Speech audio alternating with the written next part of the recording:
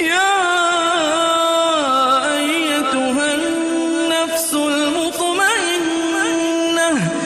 ارجعي إلى ربك راضية مرضية.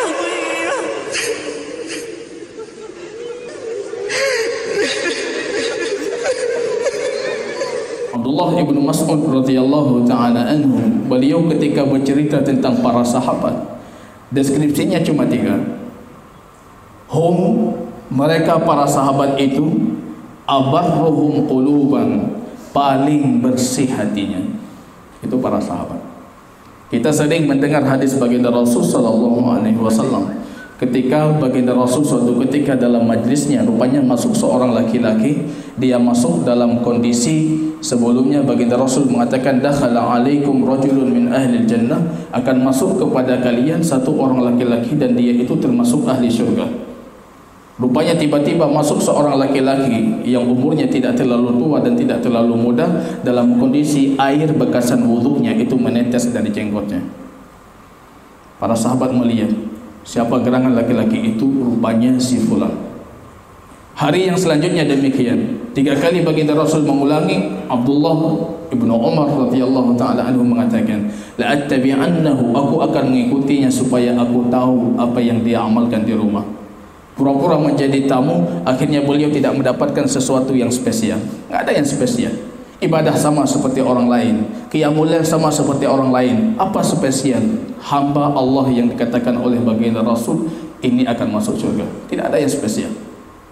Rupanya hari yang ketiga, Abdullah ibnu Umar jujur mengatakan, aku tidak mendapatkan darimu ibadah yang melebihi ibadah para sahabat Nabi yang lain. Tapi apa yang menjadikan engkau dikatakan oleh baginda Rasul akan masuk surga? Beliau mengatakan, lan tajid minni illa ma tara. Yang kalian lihat itulah yang aku lakukan. Ketika beliau mau berlalu, rupanya dipanggil, ya gulam, wahai anak muda, ke sini. Ada satu, saya tidak tahu apa itu menjadikan baginda Rasul memujiku. Aku tidak mengambil tempat tidurku untuk meletakkan punggungku ke atasnya, kecuali aku sudah memaafkan seluruh kaum muslimin. Dan aku mendoakan kepada Allah supaya Allah mengampunkan dosa-dosa mereka. Abarruhum quluban. Ini standar yang pertama. Mereka itu paling bersih hatinya. Mereka itu paling suci hatinya. Ibnu Umar mengatakan, fa inna hadza la tutar. Kalau ini yang engkau lakukan, kami tidak mampu. Ibadah paling sederhana memaafkan, dan paling besar manzilah. Tidur, sebelum tidur maafkan, selesai. Abarruhum quluban, yang menyakitiku hari ini aku maafkan. Dalam kondisi kita meminta maaf kepada Allah.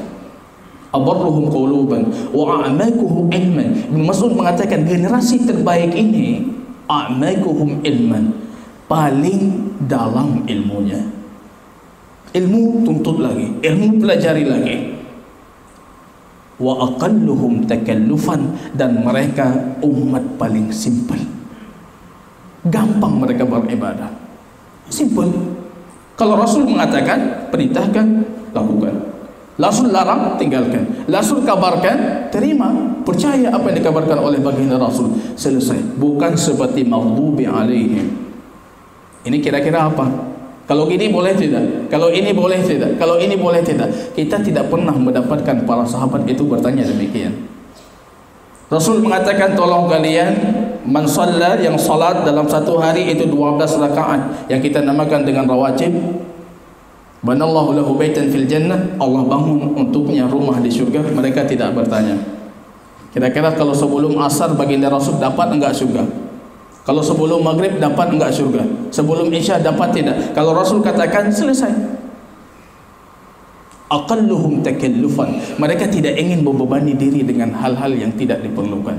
Itu para sahabat baginda Rasul. Nah, kita lihat, yang jadi pedoman mereka cuma satu. Ini yang hilang rasanya dari surat Al-Fatihah yang selama ini kita kaji. Kebayang tidak dalam surat Al-Fatihah yang kita katakan itu konsep hidup kita, rupanya baginda Rasul sedikit pun tidak disebutkan. Dari ayat pertama sampai akhir, di mana Rasulullah? Kita mengatakan Al-Fatihah itu konsep hidup, tapi Rasulullah penuntun dan pedoman untuk konsep hidup, kenapa tidak disebutkan? Rupanya para ulama mengatakan setiap kata dari surat Al-Fatihah itu ada kandungan Muhammad sallallahu alaihi wasallam. Setiap kata. Ini yang coba kita kupas dari surat Al-Fatihah. Setiap kata itu ada Muhammad. Kalau kita katakan ada 5 sifat Allah di situ, ada 5 tindakan makhluk yang sudah kita pelajari dalam kajian kita, yang menuntun kita untuk berbuat demikian. Itu baginda Rasul sallallahu alaihi wasallam. Baginda Rasulullah. Kalau Rasul tahu sedikit kebaikan, pasti beliau kabarkan. Kalau Rasul tahu sedikit keburukan untuk umatnya, pasti beliau wanti-wantikan. Itu baginda Rasul sallallahu alaihi wasallam. Kalau kita lihat alhamdu, kita mengatakan pujian alhamdu itu bukan semata-mata pujian seperti pujian kita kepada makhluk, tapi pujian diiringi dengan keagungan, diiringi dengan cinta. Bagaimana kita mencintai Allah? Allah tuturkan dalam Al-Quran. Rupanya ikut baginda Rasul. Mendakwakan cinta paling gampang, kata Imam Hasan Al-Basri. Cinta Rasul, cinta Nabi, cinta Muhammad, cinta Allah. Tapi ketika turun ayat ini, semua dakwaan cinta itu batil, dibatilkan oleh ayat ujian ini. Maka para ulama menamakan ayat ini sebagai ayat ujian. Diuji kadar cinta kita, betul cinta atau tidak. Qul in kuntum tuhibbunallaha fattabi'uni. Kalau kalian mencintai Allah, ikuti aku, Muhammad sallallahu alaihi wasallam. Alhamdulillah, tidak bisa kita puji Allah kecuali seperti baginda Rasul memuji Allah. Dari mana contoh kita memuji Allah? Memuji Allah dengan nama-nama Allah husna, memuji Allah dengan sifat-sifat Allah yang mulia, itu dipraktikkan oleh baginda Rasul. Bahkan nanti ketika syafaat paling besar yang dikhususkan untuk Nabi kita Muhammad, semua yang berdosa ini pergi kepada Adam. Ya Adam, engkau itu bapa kami, tolong minta kepada Allah supaya cepat mengadili kami. Manusia ini makhluk zalim, lama diadili, berontak, minta supaya diadili. Ketika diadili, berontak lagi. Datang kepada Adam, kita mengatakan, ya Adam, engkau bapa kami, tolong minta sama Allah. Kami tidak mampu bertahan lagi di padang mahsyar. Adam mengatakan, aku sudah pernah berdosa dan aku malu kepada Allah. Datang kepada Nuh, Nuh juga mengatakan demikian. Datang kepada Ibrahim demikian. Datang kepada Isa demikian. Akhirnya Muhammad mengatakan, ana laha, itu tugasku, itu tugasku. Nabi semua diberikan syafaat, tapi aku simpan untuk hari ini. Baginda Rasul memuji Allah dengan semua pujian keagungan Allah. Disebutkan semua sifat-sifat Allah. Bahkan Rasulullah dikatakan, beliau memuji Allah dengan nama-nama yang hari ini tidak pernah dipuji di dunia. Bagaimana kita memuji? Seperti pujian baginda Rasul. Alhamdulillah, Allah Al-Ma'bud Al-Ma'luf, yang berhak kita sembah, yang berhak kita ibadahi. Bagaimana kita beribadah? Sesuai dengan petunjuk baginda Rasulullah. Jangan banyak bertanya. Yang diperintahkan saja sampai hari ini belum kita sempurnakan. Untuk apa kita menambah yang tidak diperintahkan? Al-Ma'lum, Allah ibadah. Khususkan ibadah semata-mata untuk Allah. Bagaimana kita beribadah? Baginda Rasul. Saya mengatakan, lihat 6 perkara sebelum beribadah. Kalau ini kita lihat, ibadah kita berani kita bertanggungjawabkan di hadapan Allah.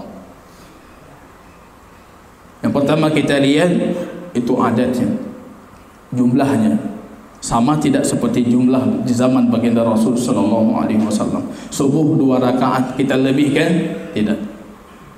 3 rakaat? Tidak bisa. Makin banyak dan makin banyak pahala? Tidak bisa. Karena baginda Rasul sudah menentukan. Jenisnya, lihat jenis ibadahnya, sama tidak seperti jenis disyariatkan oleh baginda Rasul. Berkurban dengan kambing, berkurban dengan unta, berkurban dengan lembu, tiba-tiba kita berkurban dengan kuda, tidak boleh. Karena ini jenisnya tidak disyariatkan. Tempatnya, lihat tempatnya, sama tidak seperti tempat disyariatkan oleh baginda Rasul. Saya sering memberikan contoh wukuf di Arafah. Banyak kaum muslimin tidak tahu padang Arafah, kemudian wukufnya di Masjid Namirah. Masjid itu tidak termasuk dalam padang Arafah, tidak diterima. Waktu. Kalau Rasul sudah mengkhususkan waktu, waktunya kita khususkan seperti baginda Rasul. Waktu. Wukuf di Arafah harus kita dapatkan sesuai dengan kesepakatan semua mazhab, setidaknya 1 detik atau 1 menit terbenam matahari kita masih di Arafah. Tiba-tiba matahari belum terbenam, kita sudah ke Musdalifah. Haji kita tidak diterima. Waktu tidak juga. Tariqah, bagaimana beliau melakukan? Kita pertanyakan muraqabah. Saya mau rukuk, tanyakan sebelum rukuk. Rukuk saya yang akan saya lakukan sesuai tidak dengan tuntunan baginda Rasul. Selepas rukuk kita juga bertanya selepas salat kita. Salat kita tadi sesuai tidak? Kaifiatnya harus sama. Sebabnya pun harus sama. Sebab ini yang paling banyak masalah. Sebab. Kenapa Anda mengibadahi? Sebabnya ini. Kira-kira sebab itu ada di zaman baginda Rasul. Beliau melakukan tidak? Saya mencoba membuat satu bayangan. Rasul hidup dengan kita, seolah-olah beliau tahu tidak amal ibadah kita itu, Pak. Kalau Rasul tiba-tiba di hadapan kita mau berdoa, rupanya Rasul punya versi doa kita beda dengan doa baginda Rasul. Tiba-tiba kita yang harus mengajarkan baginda Rasul untuk berdoa. Sudah kebalik. Sepatutnya Rasul hadir, Rasul mencontohkan. Ini sama seperti kita. Tiba-tiba ketika beliau melakukan, justru berbeda dengan kita. Kita yang mengajarkan Rasul. Doanya seperti ini. Saya tidak tahu, ya doanya seperti ini. Itu Allah. Ibadah. Kalau tidak mungkin kita dapatkan keselamatan. Rabbil alamin, Tuhan semesta alam. Wa ana sayyidul bashar, aku tuannya manusia, penghulunya manusia. Bu'istu ila thaqalain, diutus untuk jin dan manusia. Rabbul alamin itu sayyidnya, penghulunya Muhammad sallallahu alaihi wasallam. Ar-Rahman Ar-Rahim, Maha Pengasih, Maha Penyayang. Allah sifatkan kepada baginda Rasul itu yang punya sifat rahmat kasih sayang untuk umatnya. Laqad ja'akum rasulun min anfusikum azizun 'alaihi ma 'anittum harisun 'alaikum bil mu'minina raufur rahim. Sudah datang kepada kalian sosok Rasulullah. Azizun 'alaihi, Rasul itu berat kalau kalian berat. Rasul sulit kalau kita dalam kesulitan. Rasul berat kalau kita berat. Maka sering Rasul mengatakan, laula an asyqa ala ummati, kalau tidak berat untuk umatku, aku perintahkan mereka bergosok gigi sebelum mereka salat. Karena berat, Rasul tidak memerintahkan. Kalau diperintahkan jadi wajib. Berat, Rasul tidak mau kita berat. Laula an asyqa ala ummati, kalau bukan berat untuk umatku, sungguh aku perintahkan kalian bergosok gigi setiap kalian berwudu. Berat, Rasul tidak memerintahkan. Azizun 'alaihi ma 'anittum, Rasul itu berat kalau kalian berat. Rasul itu sulit kalau kalian sulit. Saya sering mengatakan, kalau ada yang lebih mencintai kita dibandingkan baginda Rasul, itu tidak ada. Rasulullah. Suatu ketika Aisyah mengatakan, aku duduk bersama baginda Rasul, faraitu minhu tibun nafs, rupanya aku dapatkan beliau dalam kondisi sangat sumringah, ceria sekali. Kemudian aku mengatakan, ya Rasulullah, ala tastaghfirli, kenapa engkau tidak minta ampun kepada aku? Rasul langsung mengangkat tangannya, angkat tangan tinggi-tinggi berdoa. Rasul angkat tangan. Rasul mengatakan, Allahumma ighfir li Aisyah ma taqaddama wa ma ta. Ya Allah, ampunkan Aisyah apa yang sudah dia lakukan dan apa yang akan dia lakukan. Ma asarrat wa a'lanat, apa yang dia sembunyikan, apa yang dia penampakkan dari dosa. Ampunkan ya Allah. Aisyah tertawa terpingkal-pingkal, bahkan kepalanya jatuh ke pangkuan baginda Rasul. Rasul bertanya, asarraki dzalik, apa itu buat engkau senang? Senang kali ya baginda Rasul, engkau minta ampun, yang akan datang sudah engkau minta ampun, yang aku sembunyikan engkau minta ampun. Ya Aisyah, wahai Aisyah, itu doaku untuk umatku setiap aku salat. Baru jatuh Aisyah, rupanya bukan khusus ini. Itu doaku untuk umatku setiap aku salat. Rasul setiap salat beliau mendoakan supaya Allah mengampuni kita. Allahumma salli ala Muhammad. Beliau mendoakan supaya kita diampuni. Itu doaku untuk umatku setiap aku salat. Ar-Rahman Ar-Rahim Raufun Rahim. bil mu'minina rahim. Yang paling berkasih sayang terhadap orang mukmin itu Muhammad sallallahu alaihi wasallam, baginda Rasul yang paling berkasih sayang. Maka selalu kita ingatkan, jangan khianati beliau, jangan selisih perintah beliau. Beliau itu orang terbaik yang dipilih oleh Allah untuk kita, supaya menjadikan umat ini umat terbaik. Dan beliau itu orang paling menyayangi kita. Semua nabi mengambil syafaatnya, tapi aku simpan untuk umatku.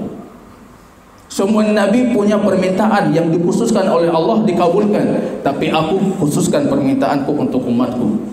Ketika mereka butuh terhadap syafaatku, nanti mereka akan butuh, aku simpan. Suatu ketika duduk baginda Rasul dengan para sahabat, kemudian beliau bertanya, kalian mau tidak jadi seperempat penduduk syurga? Mau ya Rasulullah. Kalau sepertiga, mau ya Rasulullah. Kemudian Rasul mendoakan, umat ini akan jadi setengah dari penduduk syurga. Setengah kita. Dari seluruh penduduk syurga, umat Muhammad setengah. Rasul mendoakan supaya umat ini jadi setengah. Ma antum, kalian itu dengan orang-orang yang membuat kesyirikan kepada Allah itu bagaikan bulu-bulu putih di atas domba ataupun di atas kuda-kuda hitam, ataupun bagaikan bulu-bulu hitam di atas kulit kuda-kuda kemerahan. Itu kata baginda Rasul. Jumlah kita dibandingkan dengan umat sebelumnya tidak terlalu banyak, tapi kita setengah penduduk syurga. Kalau ummati yadkhulunal jannah, kalian semua masuk syurga, kata Rasul. Masuk syurga, masuk syurga ya Rasulullah, masuk syurga semuanya. Illa man aba, kecuali yang tidak mau masuk syurga. Ada masuk syurga pun yang tidak mau. Illa man aba, kecuali yang tidak mau. Para sahabat terkejut, berarti ya Rasulullah, wa may aba, siapa yang enggan masuk syurga? Masa ada yang enggan masuk syurga? Rasul mengatakan, man ata'ani dakhalal jannah wa man asani faqad aba. Yang mentaatiku dia masuk syurga, yang berbuat maksiat kepadaku faqad aba, dia enggan masuk syurga. Ar-Rahman Ar-Rahim. Duduk bersama Anas bin Malik dan para sahabat. Kemudian tiba-tiba baginda Rasul, dalam satu riwayat disebutkan beliau menangis. Dalam satu riwayat disebutkan beliau menangis. Kemudian beliau bertanya, uridu an ara ikhwani, kok tiba-tiba aku ingin melihat kawan-kawanku, saudara-saudaraku. Baginda Rasul tiba-tiba mengatakan, saya ingin melihat saudara-saudaraku. Ketika itu para sahabat mengatakan, ya Rasulullah, alasna ikhwanikum, bukankah kami saudaramu? La antum ashabi, kalian itu sahabatku. Jadi siapa saudaramu? Man ya'tina min ba'dikum yu'minuna bi wa lam yarani. Yang datang setelah kalian, mereka beriman kepadaku padahal mereka tidak pernah melihat aku. Itu saudaraku. Mereka tidak pernah melihat aku. Wali ahadihim, kalau mereka punya gunung dari emas, sungguh mereka menginfakkan itu hanya semata untuk melihatku. Aktsaru hubban li min ummati, yang paling banyak cintanya dari umatku kepadaku. Mereka apa yang mereka miliki berani mereka infakkan dengan satu tujuan, melihat baginda Rasul. Pertanyaan luar biasa besar untuk kita. Pernah tidak kita merindui baginda Rasul? Pernah kita tidak kita berfikir kalau kita ingin melihat baginda Rasul? Baginda Rasul mengatakan, yang paling mencintaiku dari umat ini, dia mau mengorbankan apa yang dia miliki hanya sebatas untuk melihat wajahku. Pernah kebayang tidak melihat wajah baginda Rasul? Atau kita sama sekali tidak berfikir? Ada yang berdiri di depan kuburnya baginda Rasul, sedikit pun tangisan itu tidak keluar dari matanya. Anda berdiri di depan jasad yang sudah mengobarkan hidupnya untuk hidayah, memberikan petunjuk untuk alam, tapi ini tidak keluar. Itu Rahman Ar-Rahim. Semua baginda Rasul jelaskan. Kalau baik Rasul jelaskan. Imam Malik mengatakan, artinya kalau tidak dijelaskan oleh baginda Rasul itu tidak baik. Itu kesimpulannya. Karena semua kebaikan pasti dijelaskan oleh baginda Rasul, semua keburukan pasti dijelaskan. Tiba-tiba ada kebaikan tapi baginda Rasul tidak menjelaskan. Imam Malik mengatakan itu tidak baik. Karena kalau baik pasti dijelaskan. Rasul tidak tersenyum ketika haji wada turunnya firman Allah, al-yawma akmaltu lakum, hari ini aku sempurnakan untuk kalian agama kalian. Rasul tersenyum. Allahumma syahad, ya Allah saksikan, faqad balaghtu, aku sudah menyampaikan, faqad balaghtu, aku sudah menyampaikan, faqad balaghtu, aku sudah menyampaikan. Ar-Rahmanir Rahim. Kalau beliau kabarkan, terima. Rasul mengatakan seekor lalat itu membawa di satu sayapnya itu penyakit, di satu sayapnya yang lain itu penawar. Tiba-tiba minum kopi, jatuh lalat. Kita buang air, kita ini kan, kita itu kan. Padahal baginda Rasul mengatakan falyakmis, celupkan saja. Penelitian ilmiah membuktikan sayap kirinya penyakit, sayap kanannya penawar. Celupkan ke dalam air, hilang sakitnya, buang, minum lagi. Falyakhmisu. Dulu kita berpikir ini jorok, ini itu. Rasul sudah mengatakan. Standarnya satu, Pak, Rasulullah. Umar ketika mencium Hajar Aswad, beliau ingin mencium Hajar Aswad mengatakan, fa innaka la tadurru wa la tanfa, engkau tidak bermanfaat dan tidak membawa mudarat. Fa innaka hajar, engkau itu cuma batu, tapi aku mendapatkan baginda Rasul menciummu, maka aku juga menciummu. Jadi standarnya seperti itu. Kita ketika haji disyariatkan untuk istiba', membuka satu belahan dari bagian tubuh kita, istiba'. Disyariatkan ketika sa'i, kalau sekarang itu di tempat sa'i ada lampu hijau, sampai lampu hijau kita berlari ramot, kalau sifatnya berlari cepat.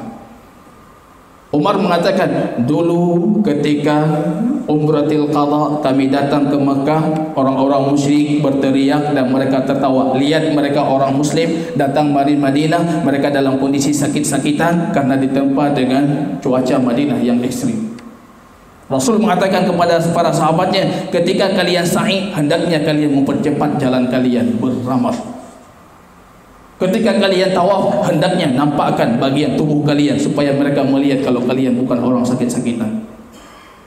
Rasul sudah wafat, orang Quraisy sudah Islam, semuanya jazirah Arab sudah Islam. Umar mengatakan, ini dulu disyariatkan ketika kita dalam kondisi mereka menyebarkan isu kita itu umat yang sakit-sakitan. Sekarang tidak ada lagi yang menyebarkan isu kita umat-umat sakit-sakitan. Tapi ini sunnahnya baginda Rasul. Kalau Rasul sudah melakukan, aku tetap melakukan. Ini isunya tidak ada lagi, tetap kita lakukan. Kenapa? Targetnya satu, karena Rasul sudah melakukan. Karena Rasul sudah melakukan, aku lakukan. Mereka simpel. Aqalluhum takallufan. Mereka tidak membebani diri dengan hal-hal yang tidak disyariatkan. Mereka itu simpel. Datang kabar, terima. Karena dalam berakidah tidak ada yang mustahil.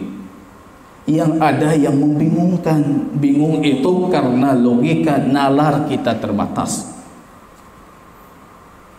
Ada hadis yang mengatakan Musa alaihi salam ketika sudah dijanjikan untuk dicabut nyawanya, tiba-tiba Musa marah, kemudian memukul malaikat pencabut nyawa. Itu hadis Imam Bukhari, keluar bola matanya. Saya mengatakan hadis ini kepada teman saya, tiba-tiba teman saya itu berdiri ke atas meja, dia kata, kamu itu berdusta terhadap baginda Rasul. Masa malaikat itu keluar bola matanya? Kalau kita gunakan nalar kita terbatas, bingung kita. Tapi kembalikan kepada baginda Rasul. Rasul sudah mengatakan. Tiba-tiba dalam hadis yang lain, baginda Rasul mengatakan ketika Musa berjumpa dengan Adam alaihissalam, Musa mengatakan, fa innaka abana, engkau itu bapak kami, gara-gara kamu kami keluar dari surga. Di majlisnya Harun ar-Rasyid Khalifah, ada seorang pamannya menimpali mengatakan, kapan ketemunya Adam dengan Musa? Ini udah ketemu, kapan ketemunya? Adam yang pertama, Musa itu kapan ketemunya? Harun ar-Rasyid bangun dalam kondisi marah, beliau mengambil pedangnya, tebas lehernya. Padahal pamannya. Saya mengatakan dari baginda Rasul, tiba-tiba engkau mengatakan kapan ketemunya? Padahal beliau cuma bertanya, bukan mengingkari. Kalau diingkari kita tebas lehernya. Tapi beliau cuma bertanya. Kan penasaran kita, ini kapan ketemunya? Kapan ketemunya? Tapi kalau Rasul sudah mengatakan sami'na wa ata'na, Rasul katakan, saya percaya. As-Siddiqin, Abu Bakar As-Siddiq dijuluki Siddiq ketika semua orang mendustai baginda Rasul. Mereka tertawa di Mekah ketika Isra Mi'raj. Mereka mengatakan, ini Muhammad sudah buat berita baru lagi, viral lagi Muhammad. Kenapa viral Muhammad? Rupanya dia mengatakan dalam satu malam dia sudah ke Baitul Maqdis, dalam satu malam dia sudah naik ke Siratul Muntaha menjumpa Tuhannya. Itu Muhammad. Siapa yang mengatakan? Muhammad. Kalau Muhammad katakan, pasti aku percaya, kata Abu Bakar.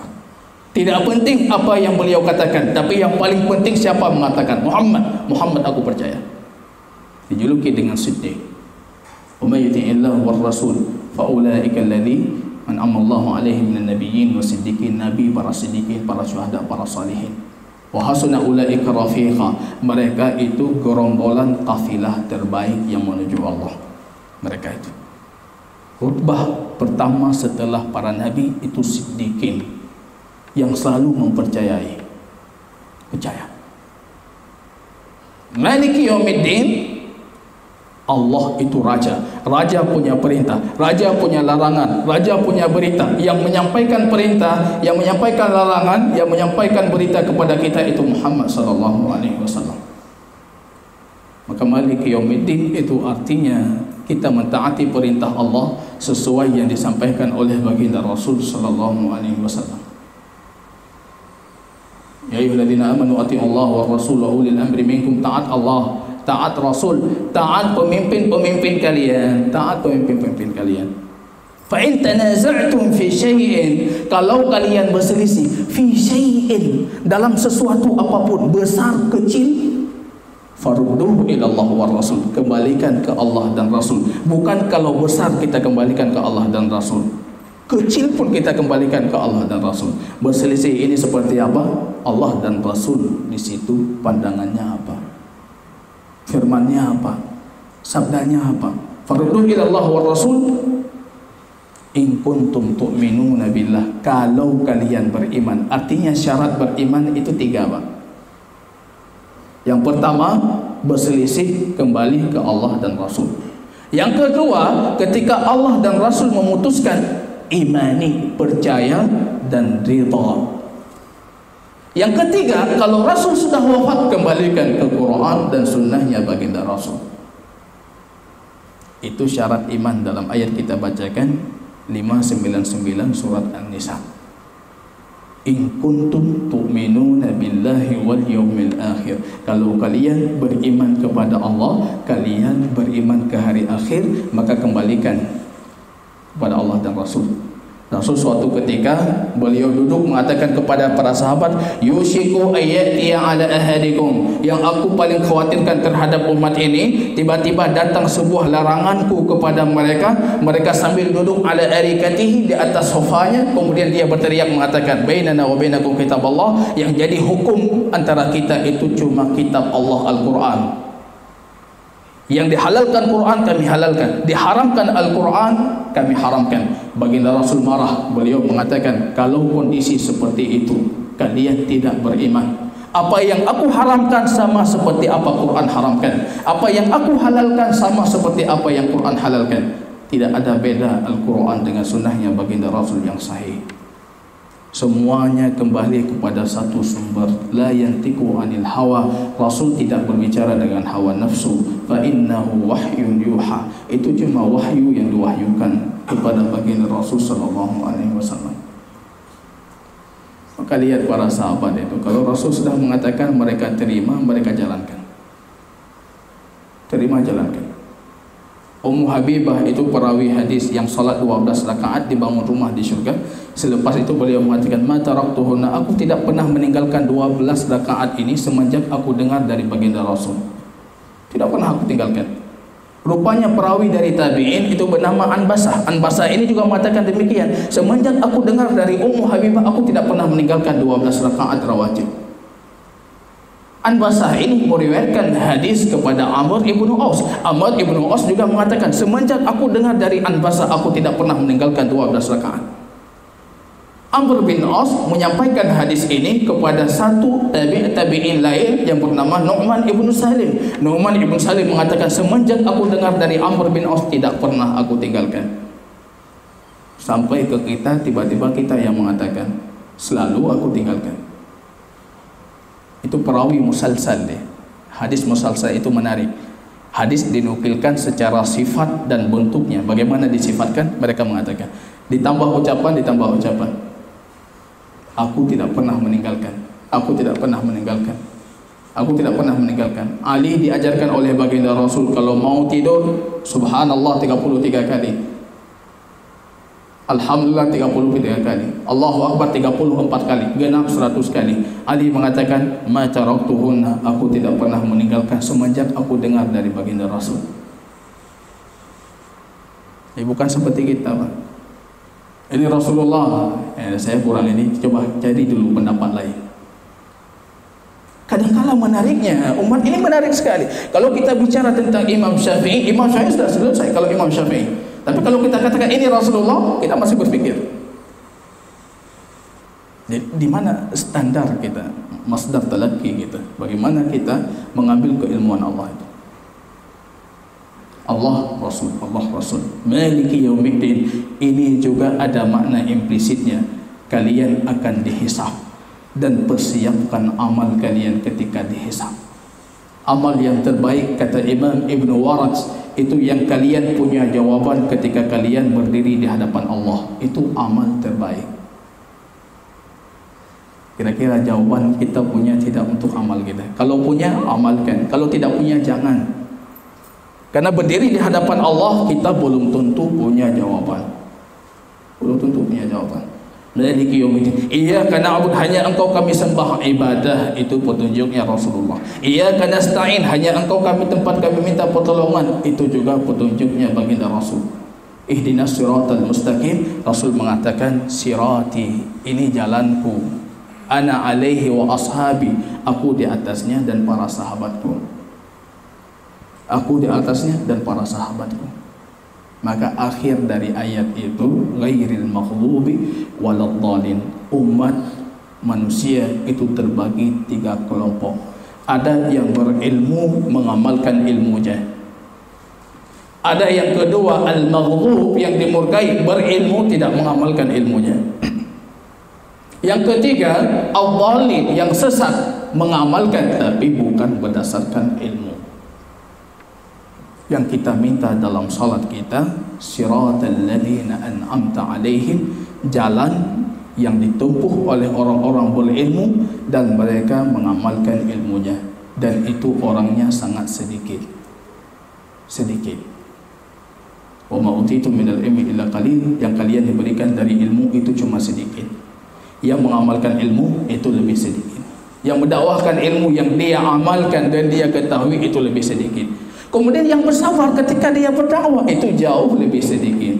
Mudah-mudahan Allah menjadikan kita termasuk dari umat yang sedikit tadi. Barakallahu fikum, jazakumullah khair. Subhanakallahumma wa bihamdika, asyhadu an la ilaha illa anta, astaghfiruka.